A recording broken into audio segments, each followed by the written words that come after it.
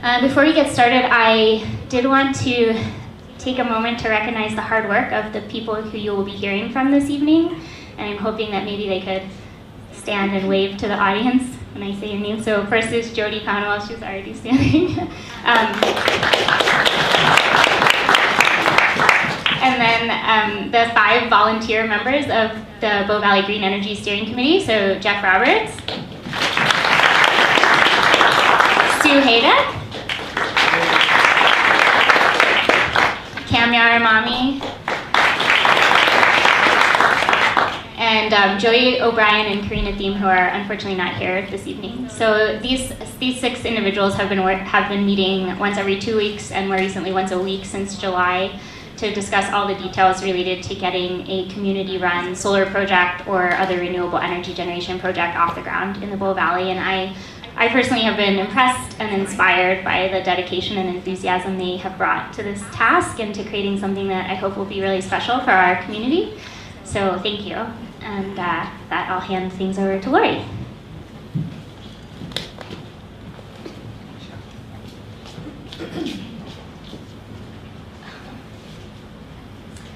So good evening, everyone. As Cheryl mentioned, I'm Lori Rissling Wynn. I'm the Sustainability Coordinator for the town of Canmore. And I am also super excited to be here tonight to hear the Biosphere's results of the work that they've been doing around community generation and also for the launch of the Bow Valley Green Energy Cooperative. I first want to start by also acknowledging the hard work of the Biosphere Institute and the numerous keen individuals that have brought this initiative forward. Energy in Alberta is a very complicated landscape to navigate. It is not for the faint of heart. And so much congratulations and much gratitude to you all for taking on this challenge. I'm also super excited about the work that the Bow Valley Green Energy Cooperative will be doing in the future to advance climate action in Canmore. And as many of you know, the town of Canmore has set ambitious greenhouse gas reduction targets. And the community and the co-op will do a lot to advance community generation and help us to achieve those targets. So I don't know if many of you have been to the Glenbow Museum and seen the Mavericks Gallery. Maybe hands up for folks who have been there. So the Mavericks Gallery really talks about the incorrigible history of Alberta is how they describe it. And it describes how Alberta has been shaped by mavericks, men and women who were adventurous, hardworking, and spirited. And I kept thinking about this exhibit as I was thinking about what I wanted to say tonight and what it also means to be a maverick. And I love that word. The exhibit defines a maverick as someone with unique character, an inspired and determined risk taker, forward-looking, creative, eager for change, someone who propels Alberta in a new direction or who alters the social, cultural, or political landscape. And to me, that is the Bow Valley Green Energy Co-op.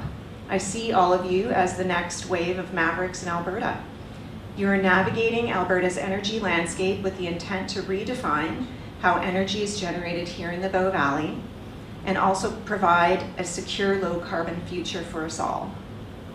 The Bow Valley Green Energy Cooperative will provide environmental benefit, but also contribute tremendous social democratic benefit as well. The opportunity to be part of a cooperative that will give people who are renting, who live in condominiums, people like myself who live in a home that doesn't have great solar potential due to roof orientation or bad geometry, an opportunity to invest in solar PV rather than being shut out of that. There will also be an economic benefit to the community as well. Right now, the community of Canmore spends roughly $19 million on electricity to power our homes and businesses. That's $19 million that leaves the community and contributes to the revenue streams of utility companies. And I'm certainly not criticizing them in any way for that, or disregarding how vital a reliable electricity grid is. But in Alberta, we actually have the opportunity to explore renewable generation in our communities as well. And the Bow Valley Green Energy Cooperative intends to do that. So why not keep some of that revenue in our community, in a community-owned social enterprise that also generates clean power. And I think that's an opportunity that many of us in the room tonight would be quite interested in. So again, I'm excited about the potential of the Bow Valley Green Energy Cooperative to help us meet our greenhouse gas reduction targets. I'm excited that the energy in the community may be renewable in the future. And I'm excited that this project demonstrates the co-benefits of local clean energy, potential revenue generation, local energy security, and a social enterprise that can bring people together to innovate and imagine a different energy future for our community. So congratulations again to everyone and all your hard work, and the town of Canmore is really looking forward to working with you in the future. Thank you.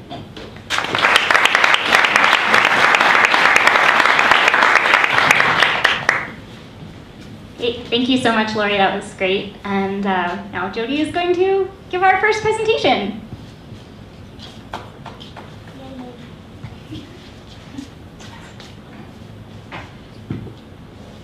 Okay, good evening. Thank you everyone for coming tonight. Thank you, Cheryl, for that lovely introduction, and Lori for giving a really great overview of community generation and how we might see that looking in the town of Canmore today. So we're here tonight, hopefully you're all here tonight to listen to us give a presentation on our Canmore Community Solar Initiative. So this evening we intend to cover the scope, activities and results of our feasibility study, and hopefully draw some conclusions that you are going to be really happy with. In addition to this, as has been mentioned many times, we're going to be taking this opportunity to introduce everyone to Bow Valley Green Energy. So, for those that don't know, the Biosphere Institute is a local charity based here in Canmore, and our goal is to address what we believe are the two main challenges facing our valley today, one of which is human-wildlife coexistence. So some of you probably heard of our WildSmart program, and the other is climate change. Our climate action programs are managed under Bow Valley Shift, where we try to promote local action, empowering Bow Valley residents and businesses to reduce their emission footprints, reduce their waste production, and use less water. This is awkward. Got it. So what are we trying to do here? We're trying to understand the feasibility of creating a community-owned renewable energy generation project in the Bow Valley, with a specific focus on solar energy. So for those of you that don't know, what is community renewable energy generation? So I'm going to explain that a little bit. But first of all, I'm really interested to see how many people in the room have solar panels on their own house. Stick your hand up. 2, 3, okay. So that's great. So many Albertans, including those wonderful people who just raised their hands, actually already participate in what we officially know as microgeneration. This is where you generate electricity and the energy is fed directly into your home. You use that electricity and anything that's left is exported to the grid, for which you can earn a little bit of money. Whereas electricity produced through a community generation project is directly delivered to the province's electricity grid. These kind of projects have the capacity to empower citizens to support renewable energy generation, even if they cannot do so themselves due to financial constraints or, as Laurie mentioned, wonky roofs. So what could community generation in the Bow Valley look like? Well, a really good example could be the thought of a network of solar panels distributed throughout our town. Another option for community generation could be a field of solar panels in a farmland prairie 500 miles from here. There's lots of opportunities to take this idea forward, and we're just looking at a few of them tonight. So how many people in this room think that community generation seems like an awesome idea and are really looking forward to being a part of it? Yay! Okay, so back to our goals. There's two parts to this project. One is looking at the technical feasibility. Generation could be how many solar panels can we install on a building or many buildings? How much electricity could that generate overall? And how could we connect those panels or the renewable energy sources to the grid tonight? And the second part is financial feasibility. Like, how are we going to pay for this? And how much is it going to cost? Are there other opportunities to fund it other than just paying out of our own pocket? Okay, so back to our goals. Okay, so project objectives. One is assessing solar installation options. How many solar panels? I'm going to start with the why. Why are we looking at rooftop solar here? We're looking at rooftop solar because it allows a community to increase the renewable energy generation capacity without building onto its development footprint. So if we're utilizing already an existing built space, we're not taking up viable farmland or other opportunities. So we wanted to identify specific residential, commercial and industrial rooftops that were suitable for solar panel installation in Canmore. And with the help of our project partners, we aim to identify the best rooftops and look at these scenarios independently and analyze each one for its own merits. Specifically looking at generation capacity and financial.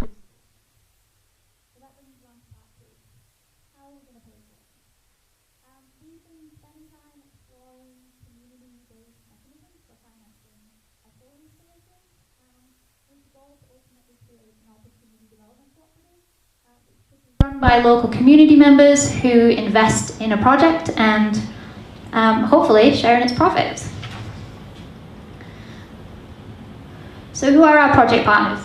Let's start off by thanking Energy Efficiency Alberta for their generous funding, swiftly followed by the Alberta Community and Cooperatives Association, who have spent a lot of time up front providing us with education, training and guidance on how to best formulate an opportunity development cooperative to take this project forward. Next up, we've got KCP Energy, who have been undertaking the technical feasibility side of this project. For example, they've been creating the solar assessments, which look at the budgeting constraints and how many panels can we put on each roof and how much electricity are they going to produce. They've done this for each of the scenarios that we discussed before. And finally, and certainly not least, is ISL Engineering, who have been undertaking the structural integrity assessments for each building, and specifically for the commercial buildings, because some of you might not know, but generally these huge warehouse-style buildings just don't have the structural integrity to support additional weight beyond the roof that they're already designed to hold.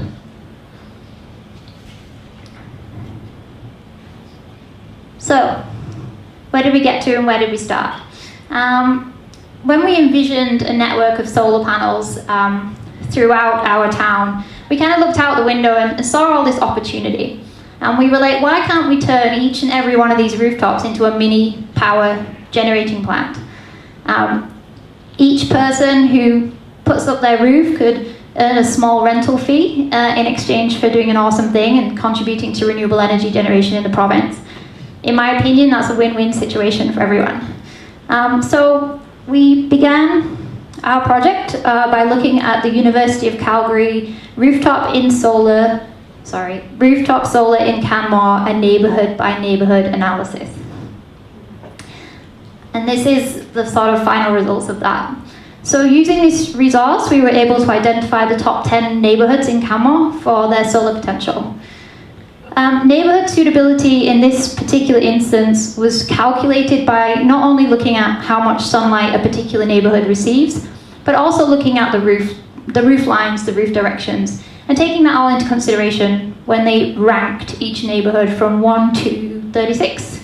1 being the best and the darkest colour in purple. So Elk Run is the darkest purple in the bottom there, number 1. So if you want more information on how they figured this out, please feel free to look at the report. There's a copy out on our booth there for after the presentation, or you can find it on Town of Canmore's website. So targeting the most productive neighbourhoods seemed like a really good place to start. So Biosphere staff and volunteers went knocking on doors, and we canvassed people within these neighbourhoods to ask them if they were interested in the idea of the project, teach them a little bit about it, and try and get them to sign up to have a solar assessment done on their rooftop. we had a really positive response. And the eventual goal was to get the people who had the assessments to sign up to a community generation project. But we didn't stop there. In addition to targeting specific neighborhoods, we broadened our campaign to include everyone in the town. We didn't want to leave anybody out if they were interested in participating in this as a project. This included public presentations, newspaper articles, advertising, and radio interviews. So all the information that we gathered from interested residents was collated and sent along to KCP, along with individual energy bills from each household. And they began the work of assessing each property for its solar feasibility. So I'm going to get a little bit technical here, so please bear with me. There's a couple of people in the room who already know this off by heart, so you can go to sleep whilst I finish this. You'll understand why I need to get a little bit technical as we move through the presentation, but please bear with me.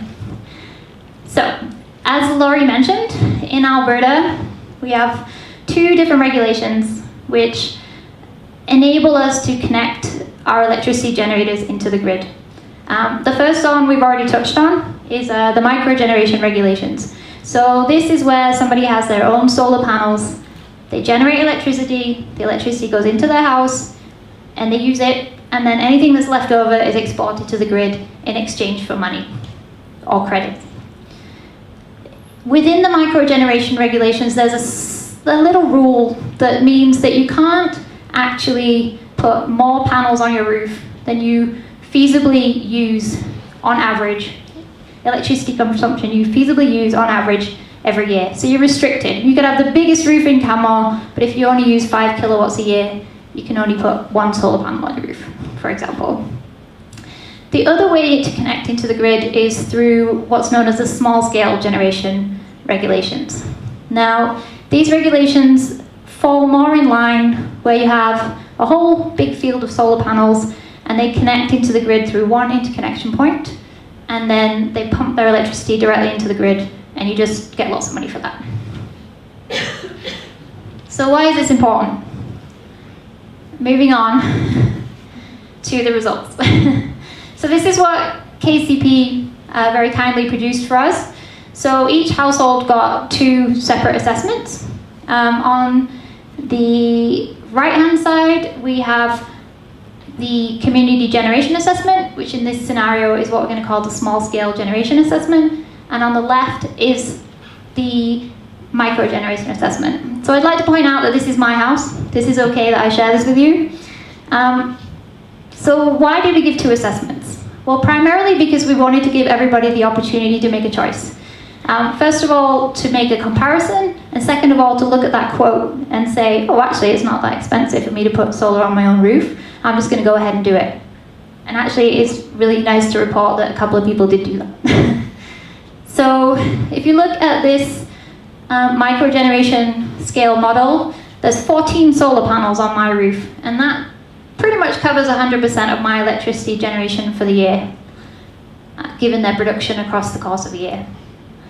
However, if we were to connect my house directly to the grid, we're not restricted by that, so we can put as many solar panels as possible and fill the roof with solar panels, and that's exactly what we did. So in that situation, we have 40 solar panels on that roof.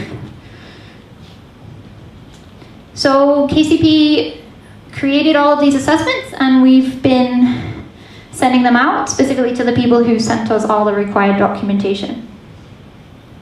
Okay, take a breath. That it can get a little bit down in the weeds, and I'm trying to keep it quite high level, so there's a bet.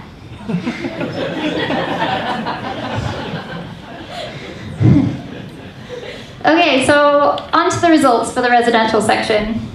How many residences signed up to rent their rooftop to a potential community generation project? Well, I'm really pleased to report that 147 homes signed up, and this is in the space of just 2 weeks. Once we reached 100, we had to draw a line in the sand and say, I'm really sorry everybody, we're now creating a wait list because we just physically can't handle this volume of interest. We were just blown away. It was amazing.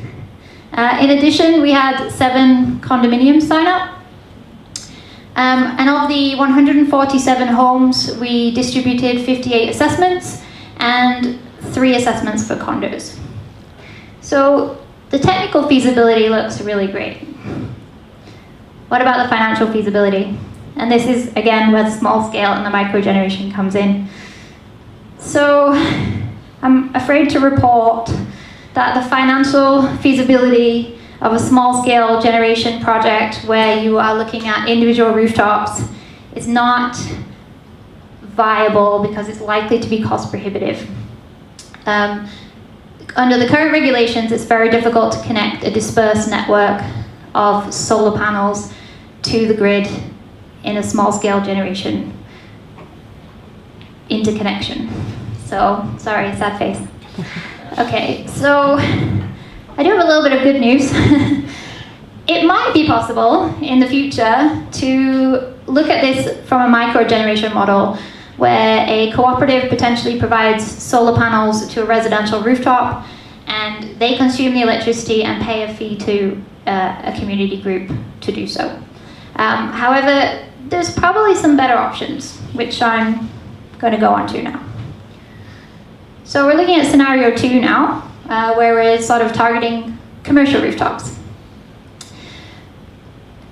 So the next step is obviously to think bigger.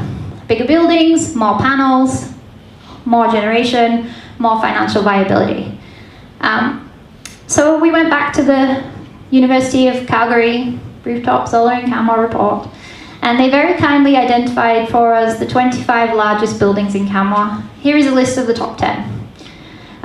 Interesting fact, the 25 largest buildings in town represent 10% of the overall built area in town. So if you can imagine, if we can cover just 10% of the town with solar panels, how much renewable energy generation that could be. So we continued the process. We reached out to commercial property owners to ascertain their interest in a community solar initiative and to hopefully organize site assessments, solar assessments, and structural assessments where needed.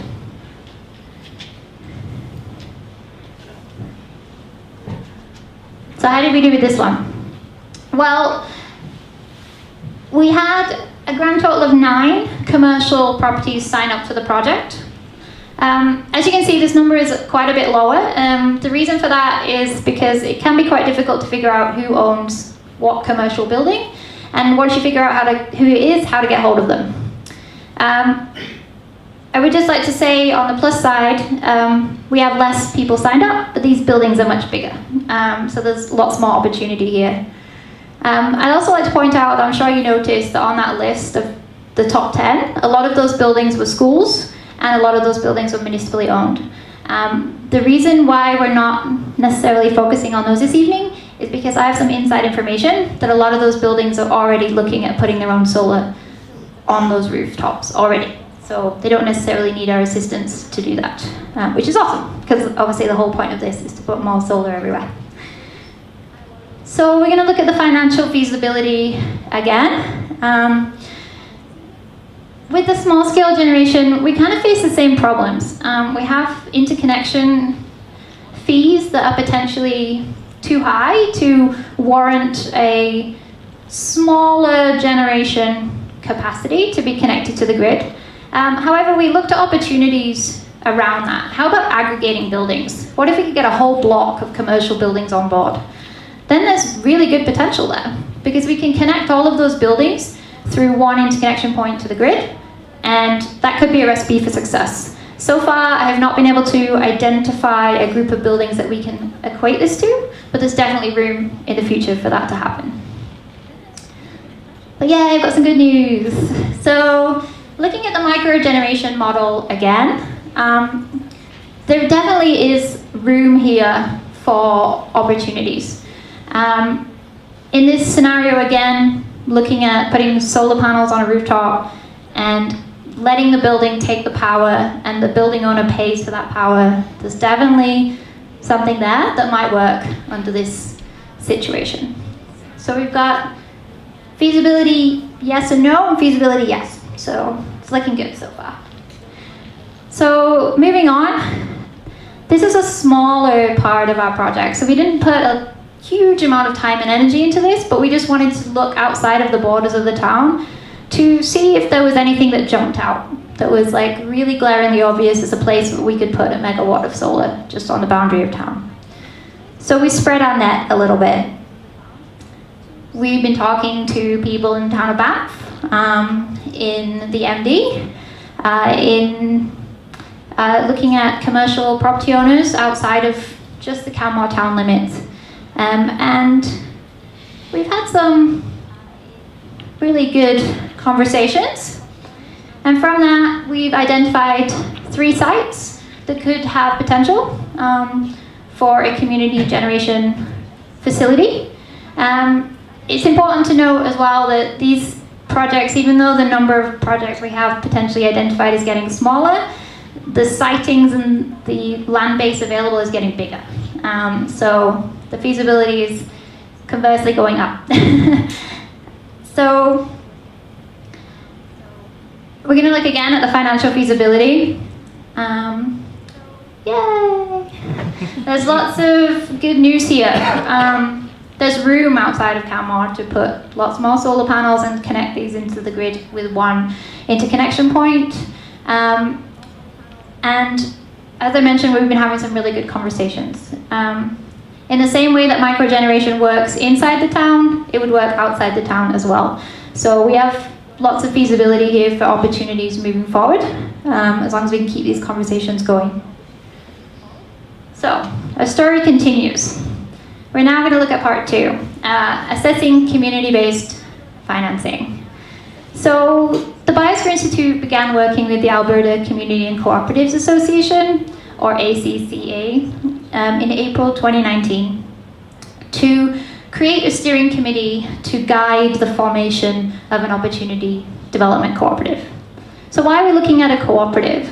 Well, primarily an opportunity development cooperative has been traditionally found to be successful as a way to fund community generations in other parts of the province, the country, the world, which is quite exciting.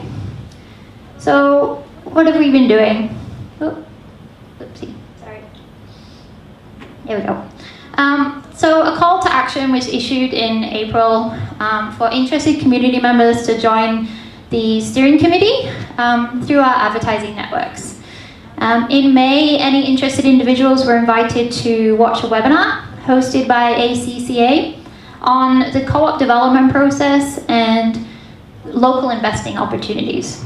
After the initial webinar, we continued to reach out to the community because we wanted as many people to know about what we were doing as possible.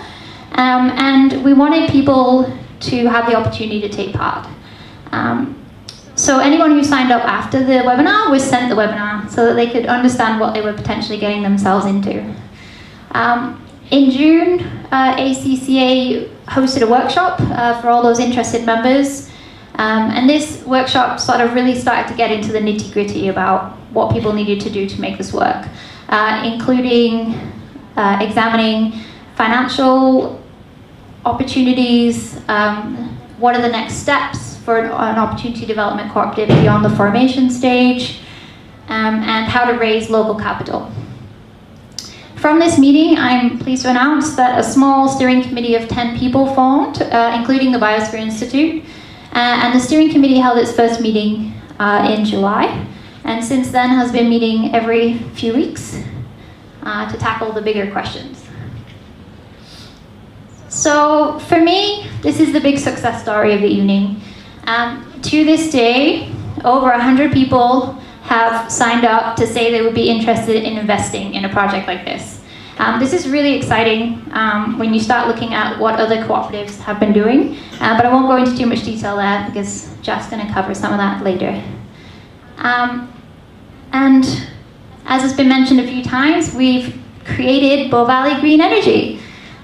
This group of dedicated and inspiring volunteers has tirelessly been reaching out into the community, building connections, looking for more opportunities, having conversations, scoping projects, and learning about how to be a co-op, learning about community financing models, and looking into other renewable energy options, including geothermal, biomass, and wind energy. So our steering committee has also begun the incorporation process, and we're well on our way to becoming an official legal opportunity development cooperative. And I'd really like to take this opportunity to thank everyone involved for all their hard work in exchange for what was only coffee and banana bread. And I would like to introduce the room. This is Bow Valley Green Energy as it stands today. But again, I'm not going to say too much more about that just yet. Okay, sorry, I'm having clicker trouble. There we go. So, overall, what did we learn? We've learned so far this evening that perhaps putting rooftop solar on every residential property and exporting that energy to the grid is not a viable model. However, we have identified lots of other potential opportunities within the Bow Valley and beyond for renewable energy generation capacity, which is awesome. In addition, we've learned about Bow Valley Green Energy, and you're about to learn a whole lot more. And you've learned that there's a really dedicated, strong team of volunteers behind this. And if anybody else wants to become a part of that, please let us know. And that in general, community interest in this project is really high, which again, when you're looking for community investment, is a really positive outcome. So for those of you that like to do homework, there's a little bit of background reading here. I don't expect you to, just for your information.